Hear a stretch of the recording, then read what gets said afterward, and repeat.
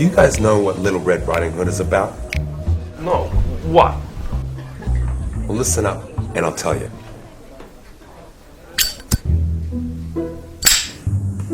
Little Red Riding Hood is all about the importance of sex education. I'm telling you, Little Red Riding Hood is about sex education. Everything in that story is a metaphor for sex. No shit. So, like, the wolf is a metaphor for doggy style? No, the wolf is some rapist, and he's dangerous because Red doesn't, know what he's on about until it's too late. You see, Red one day realizes that she's changing. Her body's changing, and she's starting to have all these strange new feelings, which means she's losing her innocence. She's becoming a woman, and she realizes this. She finds out for herself that she's not a child anymore. She's starting to develop. Thanks, honey. So when she goes to her mother, she says, it's time to teach me about being a woman. She doesn't know shit because she never had any guidance as a child. Her mother protected her and tried to hold on to her innocence. So what about the father? Forget her father. He's not important. Is he dead? How the fuck should I know? Okay, he's dead, all right? Okay? He died. Fuck him. My father died when I was a kid. Look, the father's not important. It's a woman's story. It's all about women. So anyway, Red goes to her mother, and she says, I'm grown now. It's time to teach me about being a woman. And her mother gives her a red hood. That's why she's called Little Red Riding Hood, because she has a red hood that her mother gave her when it was time to learn about being a woman. Now, maybe it means something that she's wearing red and she just got her period, but I don't like to read too much into that. It might not be anything. It's like Freud said, just because you want to smoke a cigar doesn't mean you want to gobble cock. Whoa. Come again? A cigar.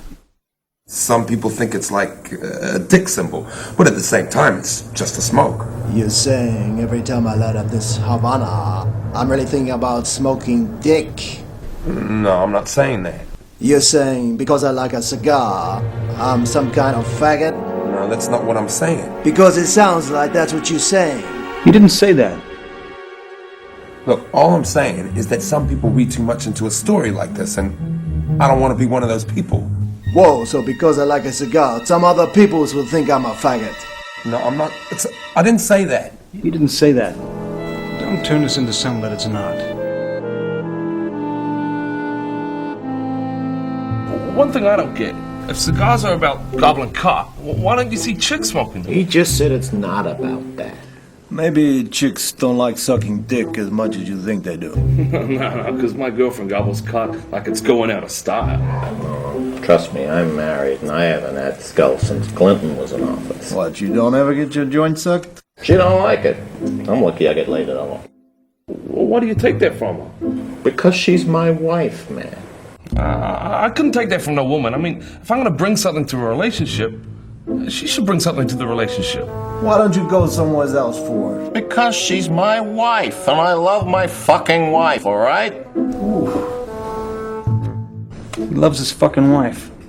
There's nothing to be ashamed of. No, I couldn't love a woman who wasn't willing to do that for me. I mean, if I'm going to bring some money into the house, I want to get a little something for it. Look, you guys want to hear the rest of the story or not? Huh? Okay? Forget I said anything, all right? It's not important. The hood's not important. So, what is important? What's important is that her mother sends her off to see Granny.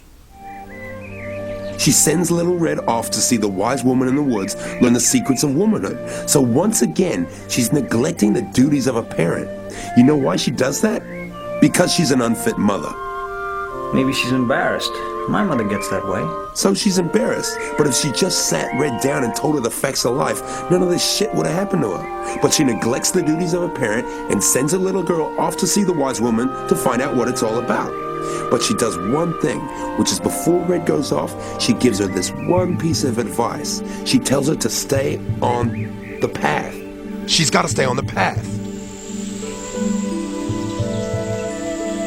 Because the woods are full of bears and wolves and shit like that. Dangerous animals.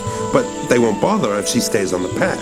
So she's doing this one thing, which is like telling Red to keep him closed until she meets Mr. Right. But she knows Red probably ain't gonna do that. And there's other shit she needs to know. So she sends her off to see the wise woman. So, how come she goes off the path? I didn't say she goes off the path. But she meets the wolf, right? I mean, you said that dangerous animals won't bother her if she's on the path. Of course she meets the fucking wolf. That's the point of the whole fucking story. The wolf is on the path too. He doesn't look like a wolf, he looks like a citizen. Because the wolf is a metaphor for this perverted motherfucker who likes young girls. I mean, what do we call a guy who goes for young girls? We call him a piece of shit. We call him a predator because he's like a dangerous animal. Like a wolf. So the wolf is a metaphor for this pervert, and Red meets him on the way to Granny's house. She's this young girl, and she's starting to develop, and she doesn't know enough to be afraid of him. She talks to the fucker. He thinks it's just great. Gives him a hard-on like you wouldn't believe. So why doesn't he do it right there? Because they're on the path. There's people on the path. Travelers and shit. You never know when someone's gonna come along, so he's gotta keep it in his pants. That's why he takes a shortcut to Granny's house, because it's away from the path.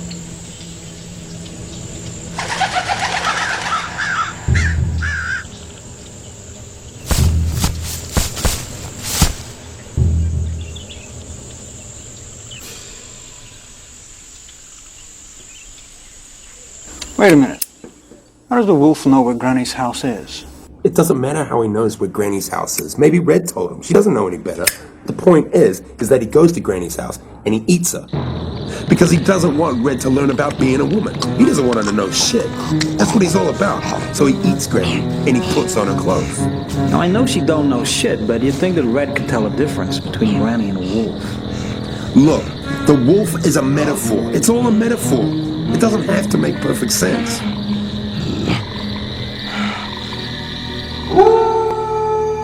Maybe she's short-sighted. My sister's short-sighted. She is not fucking short-sighted. Maybe she does recognize the wolf. Maybe she wants to play along.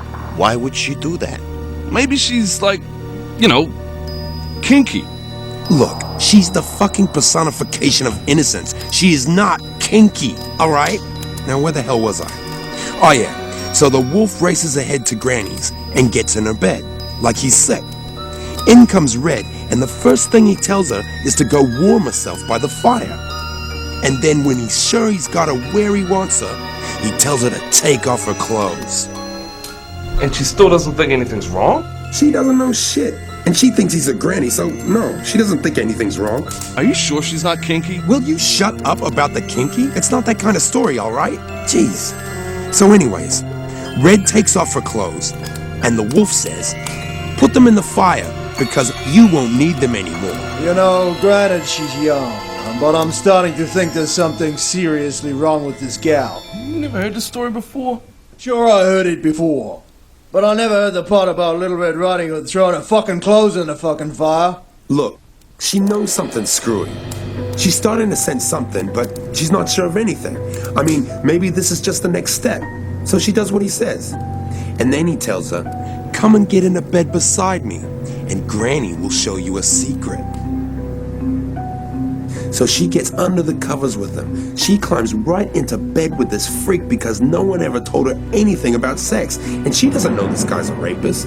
She thinks she's sitting in bed with a granny who's gonna teach her the secrets of womanhood. But this isn't what she imagined it was gonna be like.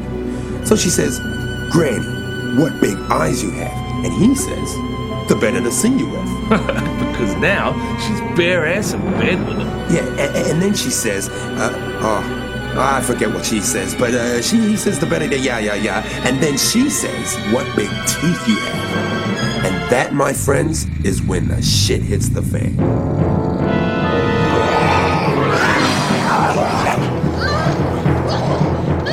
But that's when the woodcutter shows up with his axe, right? I don't know if that really happens. What kind of metaphor is he? I don't think he is one. I don't know if he really shows up. I think he was just tacked on so the story would have a happy ending. They did that. Who did that? The Brothers Grimm. The brothers who? The Brothers Grimm.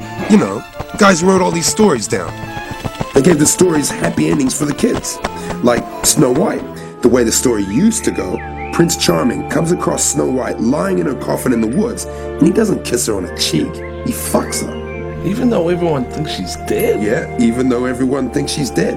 Charming thinks she's dead. He still fucks her. He's a creepy motherfucker. But the brothers changed the end of the story so the kids wouldn't get creeped out. So, the woodcutter, he never shows up? I don't know if he shows up. I don't think he does.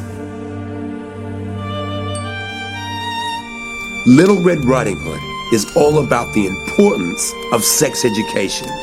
And they don't teach you that someone's gonna come along and save your ass just before the credits roll in sex education.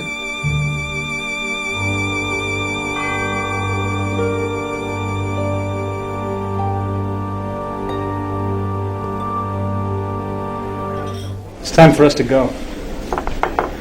I'll get the check if you guys put in for the tip. Hey, did I ever tell you what really went down between Goldilocks and those three bears? No, what? Well, listen up and I'll tell you.